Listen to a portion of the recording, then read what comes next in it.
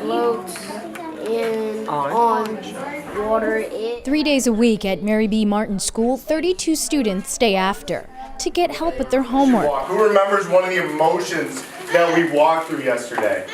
To talk about their emotions. Arms and span. It's okay, take it out. To work on their reading skills. And to learn how to play tennis. This isn't for extra credit, but an after-school program. Principal Gary McPherson says it is filling a void on many levels. Our parents have really been asking for us to provide extended day services for their children. And with limited funding, we knew that we had to partner with individuals in the community that had the same interests that we did, providing a safe place for kids after school and at the same time giving them access to high quality after school enrichment activities. That is where CMSD community partner, Advantage Cleveland Tennis and Education, comes into play.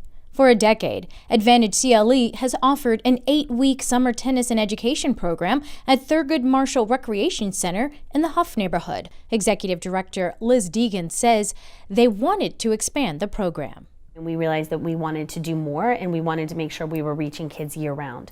So we started an after-school program last year at Mary B. Martin so that we could bring some of our programming to the schools, especially in Ward 7. So we started with Mary B. Martin, which is closest to Thurgood Marshall, and we brought literacy, tennis, and homework help last year. This year we are bringing more of the wellness piece, poetry, and STEM to our after-school programming.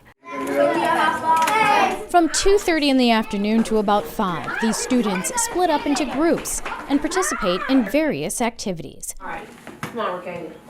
On this day, Mary B. Martin third grader Raquela wanted to read a book to her group. She says it's the first time. I'll drive a big fire engine. I wanted to show everybody that I'm a very good reader, and so they could hear that I'm a good reader. Zoe ignored the voice. There were some hard words, but Raquela sounded them out with some help and prevailed.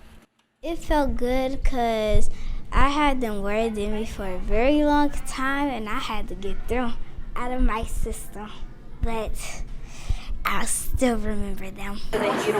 Deegan, who is a former English teacher, says after their pilot year, they did an unofficial study and noticed that the students who participated in the program tested slightly higher in reading than those who didn't.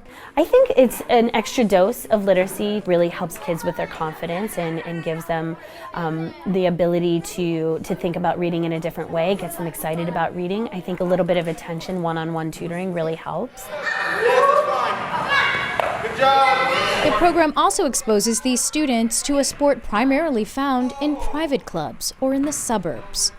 I feel like all kids should have access and opportunities to play whatever sport they want, and especially tennis, because I feel like the kids who would be able to play tennis might be looked at for colleges that they might not otherwise have opportunities, and so we're hoping that tennis provides just one other support to kids who are looking at college scholarships.